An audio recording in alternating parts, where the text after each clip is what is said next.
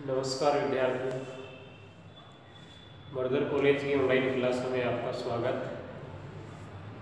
अपन राजनीति के जो मूल आधार हैं उस पेपर के अंदर अपना शक्ति की अवधारणा चल रही थी और शक्ति के बारे में कई विद्वानों ने जो परिभाषाएं दी उनसे अपन ने स्पष्ट जानकारी हासिल की। अब आज अपन ये देखेंगे कि शक्ति और बल, कि शक्ति और बल में क्या डिफरेंस है, शक्ति और प्रभाव के अंदर क्या डिफरेंस है। तो अपन शक्ति और बल देखेंगे। नाम दोनों एक जैसे ही लगते हैं, शक्ति और बल, लेकिन दोनों में क्या है, डिफरेंस है शक्ति और बल के अंदर।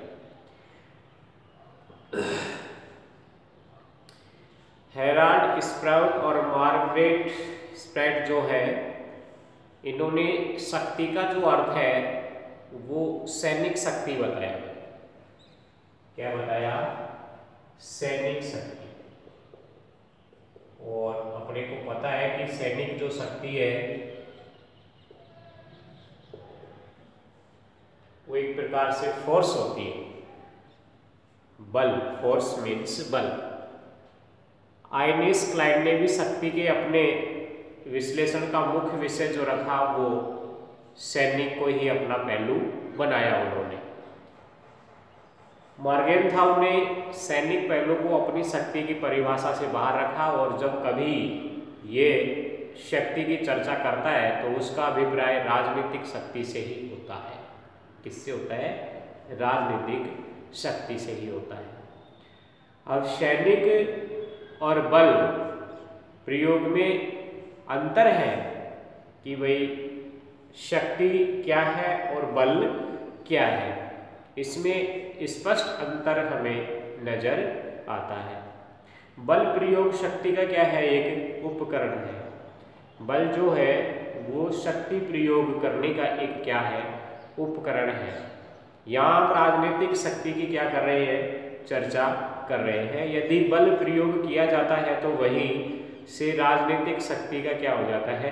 अंत हो जाता है। यदि बल का प्रयोग किया जाता है तो वहीं से क्या जो राजनीतिक शक्ति है उसका क्या हो जाएगा? अंत हो जाएगा, अंत हो जाता है। अब इनके अंदर कुछ जो डिफरेंस है अपन उनमें लिख सकते हैं कि बल प्रयोग हिंसा पर आधारित है। इनमें जो अंतर है, अंतर और अंतर में नंबर 1 में लिखेंगे अपन कि बल हिंसा पर आधारित है।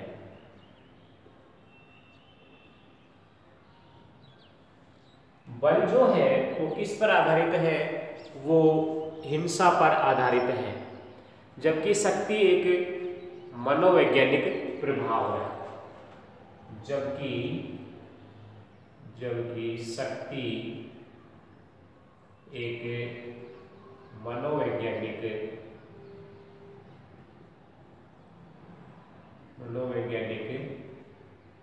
प्रभाव है। बल किस पर आधारित है? हिंसा के ऊपर।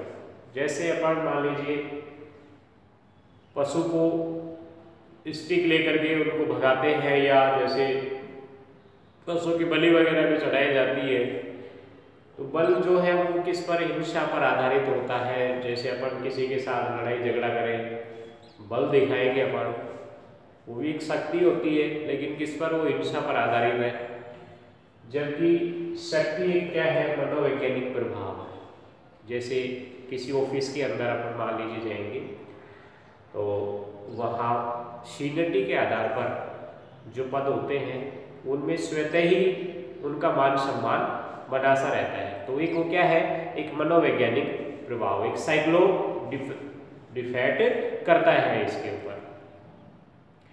शक्ति अपनी प्रकृति से बल की तुलना में एक मनोवैज्ञानिक क्षमता है, जबकि बल एक भौतिक क्षमता है।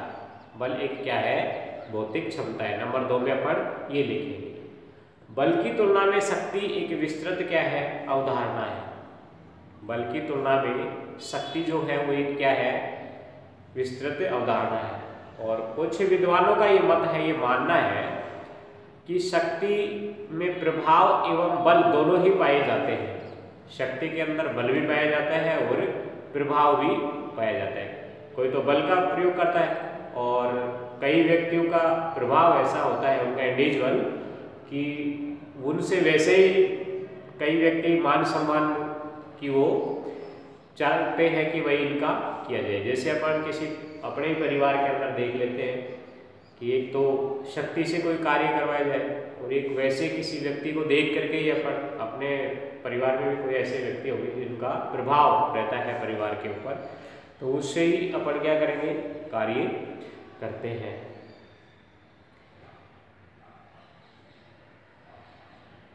बल की तुलना में शक्ति क्या है, विस्तृत अवधारणा है।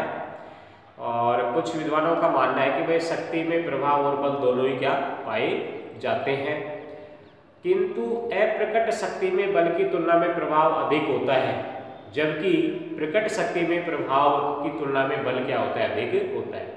शक्ति अदृश्य है। शक्ति क्या है, अदृश्य है। शक्ति हमें दिखाई नहीं देती है, जबकि बल जो है वो क्या है, दृश्य है, वो हमें दिखाई देता है। शक्ति को क्या बताया, अदृश्य बताया। बल को क्या बताया, दृश्य बताया। तो बायरस्टेड के शब्दों में शक्ति बल का प्रयोग की एक क्या है, योग्यता है, न कि उसका वास्तविक प्रयोग है। तो राजनीतिक क्रियाओं के अनेक प्रकार हैं जिनके द्वारा कर्ता दूसरों को प्रभावित करने का प्रयास करता है। राजनीति के अंदर कर्ता जो है वो दूसरों को अपने वश में करने का क्या है, एक प्रभाव जमाने की क्या करता है, कोशिश करता है। बल, प्रभुत्व और क्रिया कौशल, ये बल में भौतिक गतिविधि दिखाई देने वाली भौतिक शक्तियों के द्वारा इसमें क्या प्रयोग किया जाता है। तो ये शक्ति और बल है भाई, कि शक्ति और बल जो है कई विद्वानों ने इसे सैनिक शक्ति का है, लेकिन इनमें कई अंतर है। अपन ऐसे 1 2 3 4 5 है नंबर पॉइंट डाल करके और फिर अपन इनमें डिफरेंस कर सकते हैं कि बल हिंसा पर आधारित है, जबकि शक्ति क्या है, मनोवैज्ञानिक प्रभाव है। बल क्या है, दृश्य है। शक्ति क्या है, अदृश्य है। इस प्रकार से प्रभाव इसके अंदर जमाया जाता है। बल से कई कार्य हैं जो संपन्न नहीं करवाए जा सकते, प्रभाव से कई कार्य संपन्न करवा दिए जाते हैं। अब अपन देखेंगे शक्ति और प्रभाव, कि शक्ति और प्रभाव के अंदर भी क्या अंतर है।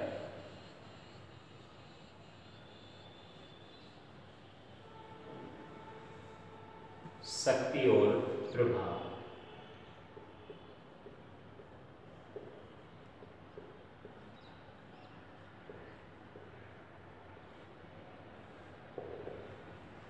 शक्ति और प्रभाव। शक्ति और जो प्रभाव है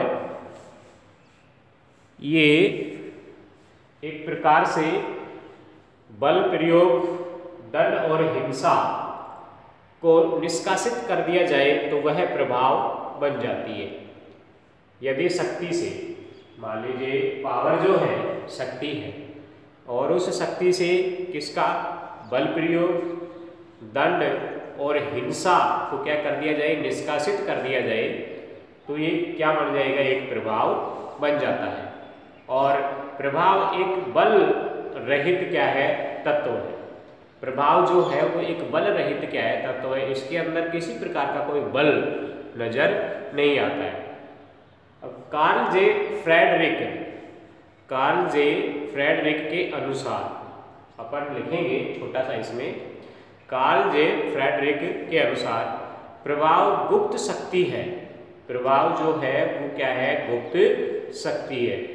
कार्ल जे फ्रेडरिक के अनुसार, कार्ल जे फ्रेडरिक, इनके अनुसार प्रभाव एक गुप्त शक्ति है। प्रभाव एक क्या है भाई, गुप्त शक्ति है। प्रभाव को क्या बताया उन्होंने, एक गुप्त शक्ति है। ये न्यूनाधिक मात्रा में शक्ति का अदृश्य रूप है। न्यूनाधिक मात्रा में शक्ति का एक क्या है, अदृश्य रूप है। रॉबर्ट डेल के अनुसार, रॉबर्ट डेल के अनुसार, रॉबर्ट डेल के अनुसार, उन्होंने भी प्रभाव के बारे में बताया है। रॉबर्ट डेल के अनुसार, रॉबर्ट डेल के अनुसार क्या है, प्रभाव व्यक्तियों, समूह, समुदायों, संगठनों, राज्यों में संबंध है। प्रभाव व्यक्तियों, इन्वर्टेड कॉमा स्टार, प्रभाव व्यक्तियों, व्यक्तियों बहुवचन हो गया, यानी क्या है, कोई समूह है। प्रभाव व्यक्तियों, समूहों, समूहों, समुदायों, समुदायों, समूह, समुदायों, संगठनों, संगठनों, यानी ये क्या है, व्यक्तियों, समूह, समुदायों, संगठनों, यानी इसमें बहुत सारी भीड़ है। राज्यों में संबंध है,